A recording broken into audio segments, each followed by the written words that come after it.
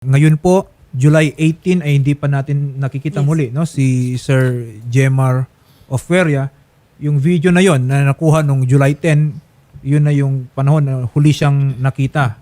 So, una po sa lahat, no, Sir Pedro, kailan niyo po ba huling nakausap si Sir Jemar? Hindi ko matandaan, attorney. Yung nasa layout din po ako, attorney. Nag-video call kami. Nagtanong ako sa kanya na sinabihan ko siya na kumusta ka dyan? Niya, okay lang ako pa. Nung huling nabatian ko na sa sa kapatid niya, nag-message sa akin. Sabi niya, pa, si Dodong tumalon. Yun na ang last na alam ko. Yun lang. Ma'am Julieta, kayo po, no, kailan niyo po huling nakausap ang inyong kapatid? Nung July 4 po, sir, magka-chat pa po kami ng kapatid ko po kasi tinanong ko po yung grocery na pinadala ko dun sa kanya nung tumawag po siya na magpadala daw po ng grocery dun sa laot po. Yun Okay. po yung huli Nung namin. huli niyo pong nakausap, no, sabi mo July 4, Opo. 1 week, no, more or less, bago siya, sinabi nila, tumalon daw sa barko. Kamusta yung kapatid mo noon? Okay naman po, sir, yung usapan namin, sir. Wala naman siyang sinasabi sa iyo, may iniinda siyang problema noon? Wala naman po. At that time ba nakikita na nila na may problema si Sir Jemar? Di ang totoo nun, attorney, si Jemar nandun sa sonarbot. Okay. Doon siya nakasampa. Tapos nung siguro nakita na ng kapitan sa sonarbot ang anak ko, yun na ang pinasampa na nila sa carrier patungong Maynila. Doon na tumalon sa carrier sa dagat. Okay. So ang sinasabi po ninyo, Sir Pedro, inilipat? Oo, inilipat po. Mula sa isang sonar boat, Oo. ang sinasabi po ninyo, Po. tapos inilipat siya dito sa fishing vessel na ito. Oo, sa fishing carrier. Oo. So, in other words, talaga bang dapat nandun siya dun sa fishing vessel na yun o dapat wala siya doon? Doon siya na naka-onboard sa carrier. Kasi siya sa Maynila, nakita na siguro ng boat captain sa sonarbot na ang anak ko mayroon ng na parang nabaliw, ganun. Okay. In other words, nakita nila na merong kakaiba Opo. dito po kay Sir Jemar. Magandang hapon po sa inyo, Sir Emerito. Magandang hapon po, sir. Kamusta po si Sir Jemar nung araw ng July 10? Sir, ang ano ko po niyan, hindi ko po alam na nandito yan sa amin. Ngayon po, kaya ko po lang nalaman yan, napansin po nung aking chief engineer, na iba na yung kinikilos, nagsasalita ng mag-isa. Tapos yun, ang ginawa po ng chief engineer ko, umakit sa akin dito sa Pilot House at sinabi nga na gano'n. Ngayon po, tinawag ko naman yung escort naming gwardiya at sinabi ako na bantayan. Opo. Di binantayan po naman ng security guard namin. Ang problema po, napansin nung gwardiya namin na nakaidlip daw, kumuha ng pinggan yung gwardiya para kumain. Ayun, sir, paglabas niya, wala na, tumalo na. Sabi niyo kanina, no, hindi mo nga alam na nandyan na pala sa fishing vessel po ninyo etong si Sir Jemar Offeria. Una sa lahat, Opo. sino nagdala sa kanya dyan? Yun, sir, pong fishing boat na sinasakay niya, yun daw po ang nagatid. Oo. Teka lang, no, bakit siya hinatid dyan? Kung siguro yung fishing vessel na yon or fishing boat na yon, baka nakita na rin niya na iba na yung kinikilos ni Sir Jemar. So anong ginawa niya? Inilipat na lang? Ganon? Itinakwil, kumbaga, yung kanilang empleyado? O yun nga po, sir, ang inaano ko rin dapat ka kung may turnover sa akin, yung ganon. Wala po Kaya ko lang nalaman nga, nung umakyat na yung chief engineer ko, dahil nakita na niya ang sitwasyon noon, may binigyan pa nga yung chief engineer ko, sir Opo, yun po yung nakita namin kanina na footage dito. Pero una sa lahat, that is disturbing, no? Yung ginawa diyan kay Sir Jemar na parang iba yung inaasal nito. So inoffload nila doon sa barko nila, isa yun na lang idinala sa barko po ninyo. Tapos nung dumating sa inyo, so nakita nyo na, napansin nyo na agad na iba na nga yung inaasal nitong si Sir Jemar. Ano yun? Tulala? Ganun po ba? Meron ba siyang sinasabi? Kinakausap po ba kayo? Wala, may sinasabi siya sir, pero hindi naman maintindihan nung chief engineer ko. Lagi po kong tulala. Hindi naman nakikipag-usap kahit yayain ng mga puro ko na kumain. Wala, titingnan daw lang sila. Ayan, na-discover nyo na po, Kapitan, na nasa barko nyo na itong si Sir Jemar. Okay? Kayo ay patungo ng Manila, tama po ba? Anong Opo. balak nyong gawin sa kanya? Ayun nga po, pinabantayan ko doon sa gwardiya namin. Kasi hindi naman po ako makapagtingin-tingin sa kanya kasi nabigasyon po ito. Duty ko pa eh. Oo. Yun, doon ko po sa kanya pinabantayan dahil siya nga po yung escort namin eh. Okay. So, meron kang inassign na gwardiya na magbantay dito kay Sir Jemar. Well, in fairness naman, dito sa ship captain, I think ginawa naman niya yung nararapat. Ang naging Opo. problema, hindi naging maayos yung pagbantay, kaya etong si Sir Jemar, yung sinasabi nyo ba, siya ba ay tumalon? Opo sir, ako po mismo yung nakakita kasi off duty po ako. Lumabas ako ng kwarto kasi naramdaman ko yung galaw ng lansya parang iba masyadong makatagilid. Lumabas po ako, okay, wala pa naman siya doon sa gilid. Okay. Ngayon balik ko ng pilot house, sinusuot yung sinelas ko yung panloob ng pilot house, nakaharap ako sa pinto. Nakita ko na tumayo doon. Ngayon, sinabihan ko yung official ko po na yun, takbo baka tumalon. Takbo po yung official ko na hindi na po inabot eh. So, Kapitan, nakita nyo mismo na tumalon Oo, po ako itong po. si Sir Jemar. Ano pong ginawa ninyo nung nakita nyo na nasa tubig na siya? Po, ito pong kinuha ko po sa nagtitimon yung minaneobra ko po ang lansya. Kaso ang problema po kasi nito, sa laki nito, hindi agad maikutan siya kasi naka full speed kami. Inano ko pa na dandahan makababa yung wind engine, yung speed namin, bago pa siya naikutan. Ang problema lang, sir, nagisa namin siya ng ringboy, ay lumalayo man. Lumalayo siya doon sa ringboy, lumalangoy palayo. Sumisisid pa nga, pagalsan niya, malayo na. Okay, So, so... panibagong ikot na naman kami, sir, kasi palayo siya eh. Iikutan na naman namin para malapitan. Hindi ko po naman masyadong malapitan kasi ang inaalala ko rin baka tamaan. Sa tingin mo, Kapitan, siya yung ayaw magpa-rescue? Ganun ba? Kung siya sinasabi mo, lumalangoy siya palayo? Opo, sir. Tatay Pedro, kayo po ba, sa tingin nyo ba, magagawa yon ng anak ninyo? May ganun ba yung kabigat na problema? Kung Or... sa tingin ko, attorney, kung totoo man ang sinasabi niya, sabi niya, baliw ang mayroon ng karamdaman ang pangisip ng anak ko. Kaya pa kaya niya abutin yung ring boy na sinasabi niya? So, Tas damo naman ang yung pwedeng daming paraan gawin niya para masalbang anak ko. Bakit yung lang ring boy ang hinagi sa anak ko? Mayroon naman silang life raft. Kay boat captain din po ako, attorney. Alam ko yung dapat gawin nun. Kaso hindi niya ginawa. So, Inabandon yung anak ko. nakukulangan po kayo. Kulang po, sir. Ang siguro may alam niya na yung life raft, wala mang kakayahan niya na mag-rescue. Lalo gano'n na lumalayo. Kasi wala namang sagwan yan, sir, yung life raft eh.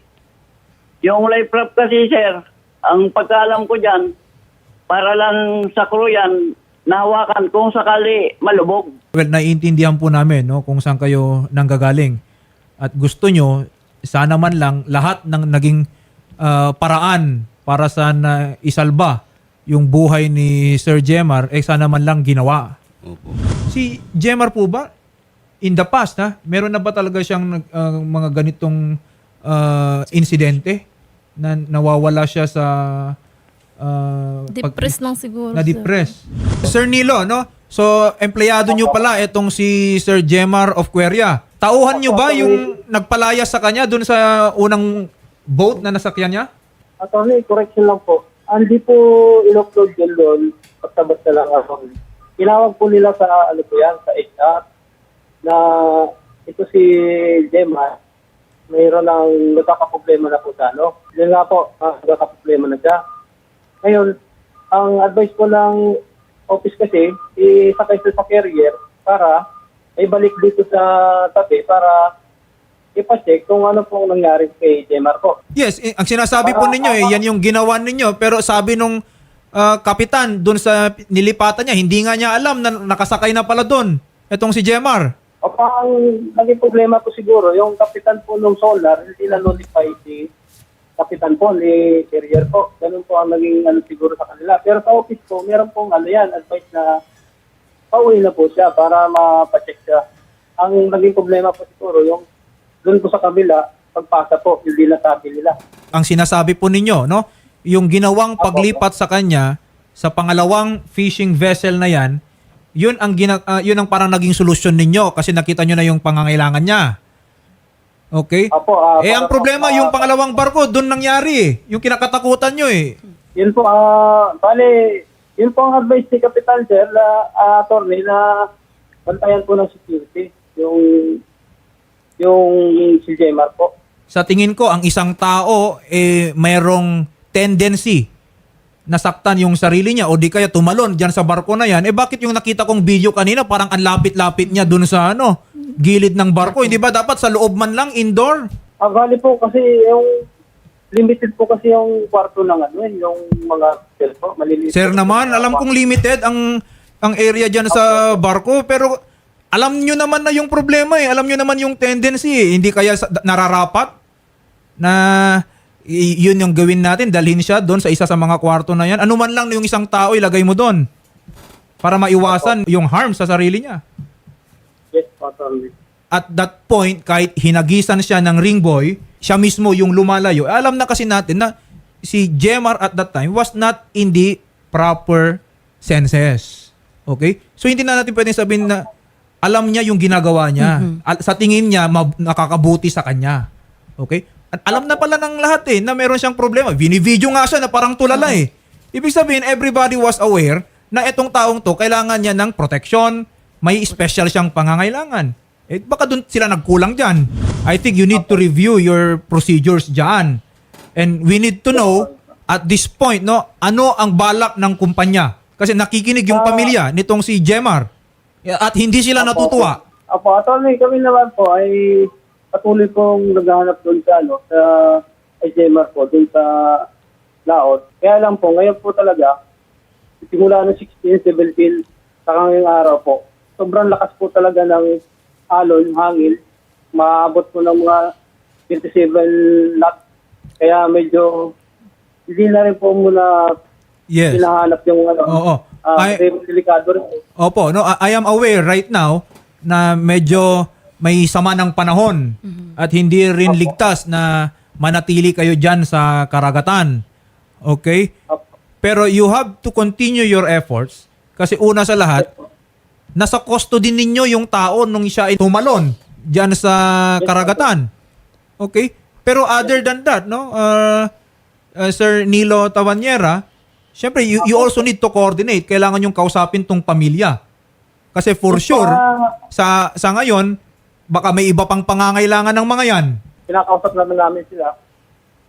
Si tatay po ang hindi pa po ready.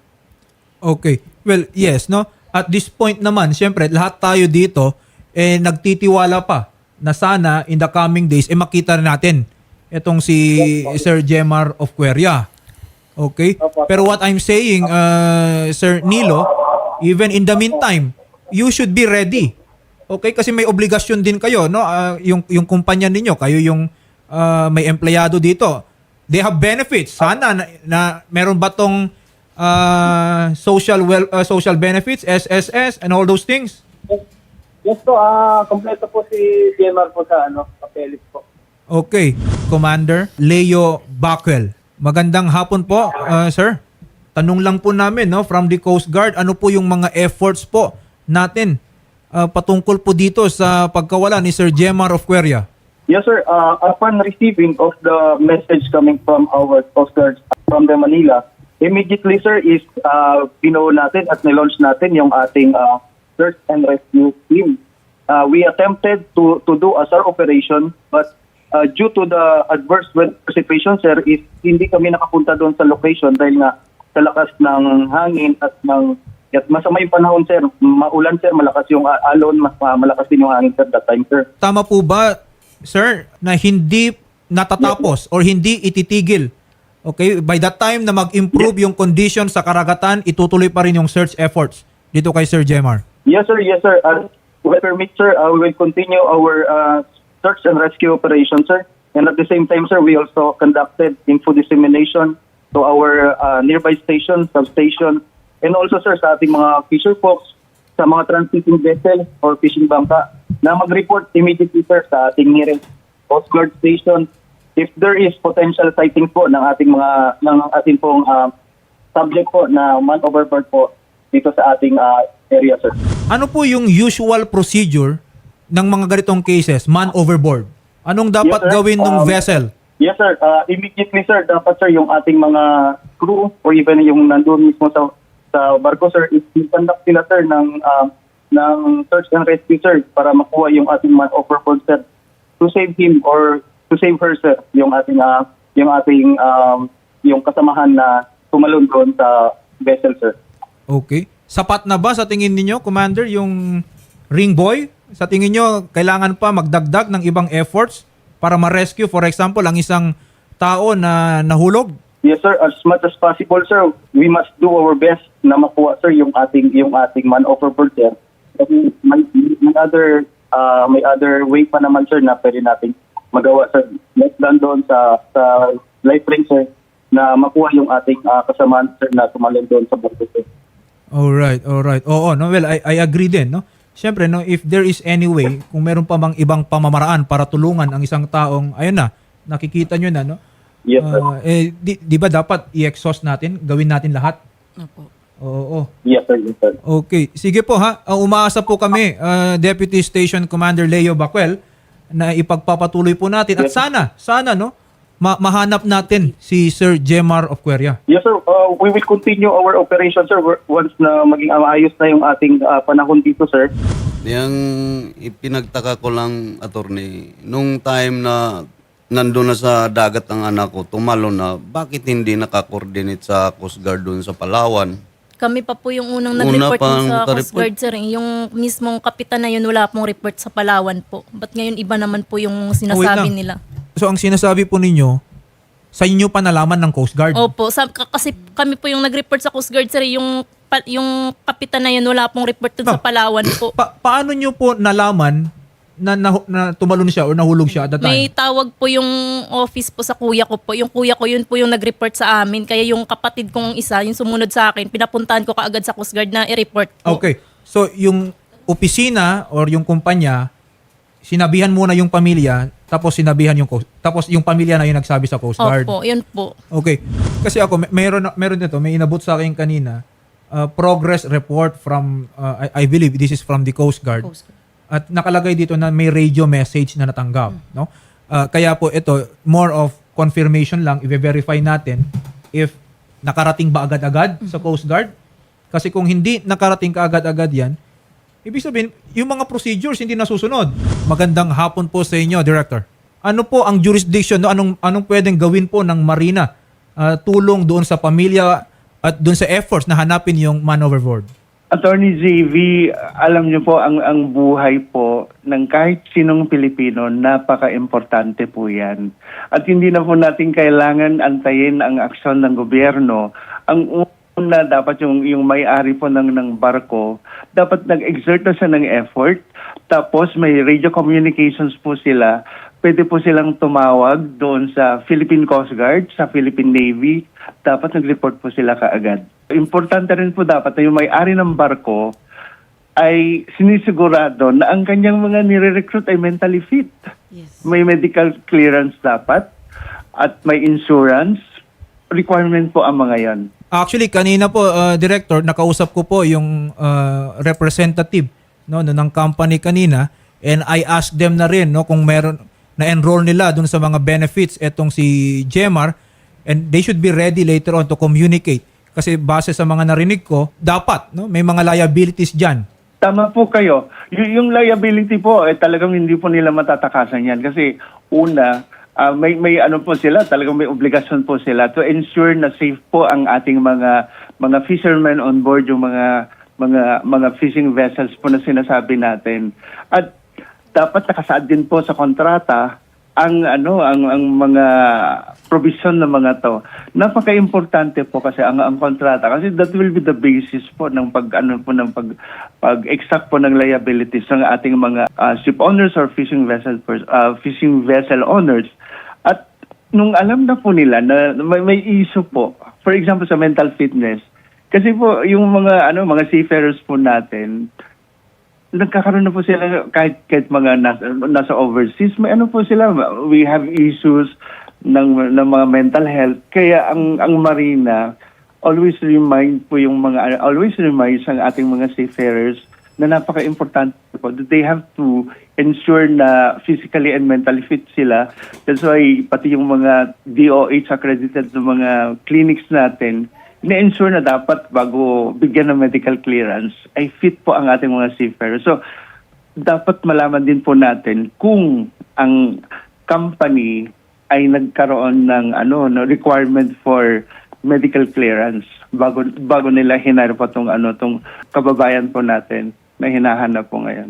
Okay, opo, malinaw po, no? At very reassuring coming from Director Luisito de los Santos, the obligations po, no, ng of course mga employers and yung conditions po ng ating mga seafarers. Okay, maraming salamat po muli kay Director Luisito de los Santos, ang spokesperson po ng Marina. Magandang hapon po, Attorney Michael Andayog. Ilalapit lang din po namin sa tanggapan po, no, ng Fisheries Regulatory and Licensing Division kung anong pwedeng liabilities ng fishing vessel na kung saan nakasakay itong si Jemar of Queria. Let's see if anong liabilities nila. Let's see if merong nangyaring negligence dyan on their part doon sa pagtalon umano ni Sir Jemar of Queria. Opo, actually ang BFAR po ay isang regulatory agency na nag-i-enforce ng batas patungkol po sa IUU fishing or illegal, unreported, unregulated fishing. Meron din po kaming provision patungkol sa vessel safety. Kaya lang po patungkol sa safety ng mga crew, nag-i-issue din po tayo ng fish worker license. Pwede pong ilapit din sa amin at pwede namin ipatid sa aming Director, National Director Eliezer Salini. Maraming salamat. Maraming salamat po, Attorney Michael Andayog, Sir Pedro at Ma'am Julieta. As of now po, rest assured po na patuloy pa rin po yung efforts ng ating Coast Guard. Sabi rin kanina, yung kumpanya is also doing efforts para mahanap po natin si Sir Jemar of Queria. No? So, we will update you po, no, kung ano pong magiging outcome ng kanilang paghahanap, and we will make sure po, no, na anumang pong entitlements ninyo makakarating po sa inyo.